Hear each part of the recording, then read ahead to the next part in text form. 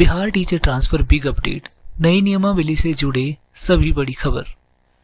तो ये वीडियो आपके लिए काफ़ी इंपॉर्टेंट है क्योंकि बड़े चेंजेस हो रहे हैं। तो वीडियो को एक भी सेकंड स्किप करने की गलती बिल्कुल भी मत करिएगा क्योंकि ये वीडियो आपके लिए बहुत ही ज़्यादा इंपॉर्टेंट है। तो अगर आप बिहार के शिक्षक हैं, चाहे अंतर जिला में फंसे हैं या सेम जिला में सालों से आप ट्रांसफ़र का इंतज़ार कर रहे हैं, तो ये वीडियो आपके लिए बेहद अहम होने वाला है क्योंकि इस वक्त जो अपडेट सामने आ रही है वो सिर्फ एक सूचना नहीं है बल्कि पूरी ट्रांसफ़र नीति को बदल देने वाली अपडेट मानी जा रही है। बहुत समय से शिक्षक एक ही सवाल पूछ रहे थे, हमारा तबादला कब होगा, गांव से शहर जाने का मौका कब मिलेगा। जो सालों से शहर में जमे हैं, क्या उन्हें गांव में जाना पड़ेगा। अब इन्हीं सभी सवालों के जवाब नई ट्रांसफ़र नियमावली में छपे हुए दिखाई दे रहे हैं। तो आज इस वीडियो में हम आपको इंटर डिस्ट्रिक्ट, सेम डिस्ट्रिक्ट, ग्रामीण से शहरी, शहरी से ग्रामीण, हर एक पहलू को बिल्कुल साफ साफ समझाने वाले हैं। पहले तो बात करते हैं कि नई ट्रांसफ़र नियमावली क्यों बनी चर्चा का विषय। तो बिहार में इस समय शिक्षकों की ट्रांसफ़र पोस्टिंग की प्रक्रिया चल रही है। इसी बीच शिक्षा विभाग की ओर से एक नई नियमावली तैयार की जा रही है जिसको लेकर कई बिंदु सामने आए हैं। ये नियमावली इसलिए महत्वपूर्ण है क्योंकि लाखों शिक्षक अब भी ट्रांसफर की प्रतीक्षा में हैं।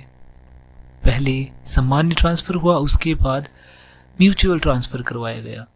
फिर भी बड़ी संख्या में शिक्षक ऐसे हैं जिनका अब तक स्थानांतरण नहीं हो पाया। यही कारण है कि इस नए नियमावली से शिक्षकों को बड़ी उम्मीदें हैं।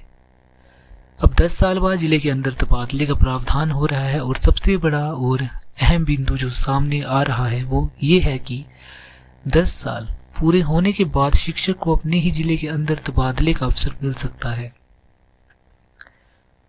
तो इसका सीधा मतलब ये है कि अगर कोई शिक्षक सालों से एक ही स्कूल में पदस्थापित है तो उसे उसी जिले के अंदर दूसरे स्कूल में जाने का मौका मिलेगा।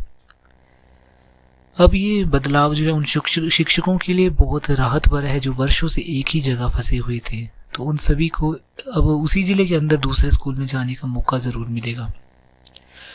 अब ग्रामीण से शहरी स्कूल जाने का मौका, जो नई जानकारी मिली है उसके अनुसार जो शिक्षक ग्रामीण स्कूलों में 5 साल की सेवा पूरी कर चुके हैं, यानी कि जो रूरल एरियाज़ में जो भी स्कूल है आपके वहाँ पे 5 साल तक आपने अपनी सेवाएं दी है, तो अब आपको शहरी स्कूलों के लिए आवेदन करने का मौका मिलेगा। आप शहरी स्कूलों के लिए आवेदन कर सकते हैं।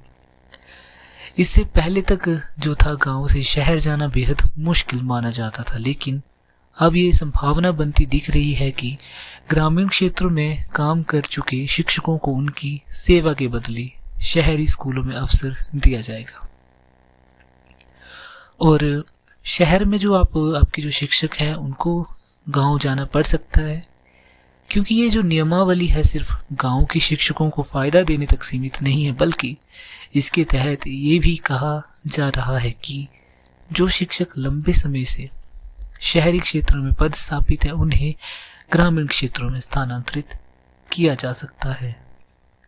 इसका उद्देश्य साफ है कि शहर और गांव के बीच शिक्षकों का संतुलन बनाए रखना ताकि ग्रामीण स्कूलों में भी शिक्षा की गुणवत्ता बेहतर हो सके। अब जो है कि जिलों को 5 जोन में बांटने की तैयारी चल रही है और नई व्यवस्था के अनुसार पूरे जिले को 5 जोन में विभाजित किया जा सकता है। जोन 1 की बात करें तो नगर निगम क्षेत्र, अगले जोन 5 जब सबसे दुर्गम और दूरस्थ क्षेत्र होंगे। इन जोन के मुताबिक जो इन ट्रांसफ़र जो इन जोन के आधार पर किया जाएगा ताकि कोई भी शिक्षक हमेशा सुविधाजनक जगह पर ही ना जम सके, यानी कि चेंजेस होते रहेंगे और ट्रांसफ़र जो है जोन के बेसिस पर ज़रूर किया जाएगा। क्योंकि अगर कोई एक शिक्षक जो है सुविधाजनक है और अगला असुविधाजनक है तो ये उनके लिए सही नहीं होगा। अब जो है पूरी सेवा में सिर्फ एक बार ट्रांसफ़र होगा और ये अहम नियम जो सामने आ रहा है वो ये है कि प्राथमिक और मध्य विद्यालय के शिक्षकों को पूरी सेवा अवधि में केवल एक बार ट्रांसफ़र का अवसर मिलेगा, यानी कि सिर्फ एक बार ही जो है ट्रांसफ़र होगा और शिक्षकों को पूरी सेवा अवधि में सिर्फ यही एक ही मौका मिलेगा ट्रांसफ़र का। और ये नियम जो है इसलिए लाया जा रहा है क्योंकि जो बार बार ट्रांसफ़र की मांग करते हैं वो बार बार ट्रांसफ़र की मांग नहीं कर पाएगी। इससे जो होगा प्रक्रिया ये पारदर्शी रहेगी और शिक्षा की व्यवस्था जो है बनी रहेगी, ये प्रभावित नहीं होगी। अब इसमें यह है कि जो बायोमेट्रिक ज्वाइनिंग से पारदर्शिता होगी, बायोमेट्रिक का यूज़ किया जाएगा ज्वाइनिंग के लिए। और ये नई व्यवस्था में पहली बार ये कहा जा रहा है कि नई जगह पर अगर ज्वाइनिंग होगी जो बायोमेट्रिक सिस्टम से कराई जाएगी, यानी कि थंब इम्प्रेशन, डिजिटल रिकॉर्ड, और जो फर्जी ज्वाइनिंग है उस पर भी रोक लगेगी।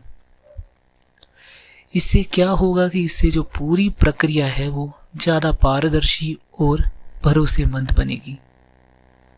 अब बात उनकी करते हैं जिन्होंने आवेदन नहीं किया, उनके लिए क्या।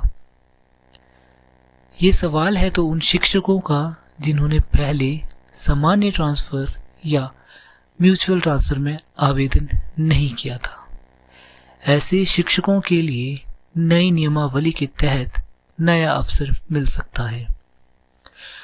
बड़ी खबर सामने आ रही है कि आवेदन प्रक्रिया दोबारा खोली जा सकती है, पर इसमें क्या है कि शर्तें बदल सकती हैं, यानी कि जो अप्लाई करने का प्रोसेस जो होगा वो फिर से ओपन किया जा सकता है, लेकिन जो रूल्स जो है थोड़े चेंज किए जा सकते हैं। हालांकि जो है अंतिम स्थिति अभी ऑफिशियल नियमावली जारी होने के बाद ही साफ होगी, यानी कि जब नियमावली जारी होगी उसी के बाद आपको पता चलेगा कि जो आवेदन की प्रक्रिया है वो फिर से खोलेंगे या नहीं। आपको ई शिक्षा कोश में नया अपडेट सामने आएगा कि ई शिक्षा कोश में एक नया ऑप्शन आया है। कुछ शिक्षकों द्वारा ये बताया जा रहा है कि ई शिक्षा कोश पोर्टल पर रेज ट्रांसफर रिक्वेस्ट नाम का एक ऑप्शन जो है दिखाई दे रहा है। या हालांकि ये अभी सभी को दिखाई दे रहा है या नहीं, इसकी अभी कोई आधिकारिक पुष्टि नहीं हुई है, लेकिन एक बार जरूर आप चेक करके देख सकते हैं। और जो है सेम डिस्ट्रिक्ट ट्रांसफ़र को लेकर भी मांग है, शिक्षकों की ओर से ये मांग रखी गई है कि सेम डिस्ट्रिक्ट ट्रांसफ़र प्रक्रिया तुरंत शुरू की जाए। इसके लिए जिला स्थापना समिति को सक्रिय करने, आदेशों के पारदर्शी क्रियान्वयन और अनावश्यक देरी पर जिम्मेदारी तय करने की बात भी कही गई है। ट्रांसफ़र में देरी का असर आपकी पढ़ाई पर हो रहा है। जब ट्रांसफ़र प्रक्रिया लंबी खिंचती है तो उसका सीधा असर पाठन पर पड़ता है। शिक्षक मानसिक रूप से परेशान हो सकते हैं, जिससे बच्चों की पढ़ाई जो है प्रभावित होती है।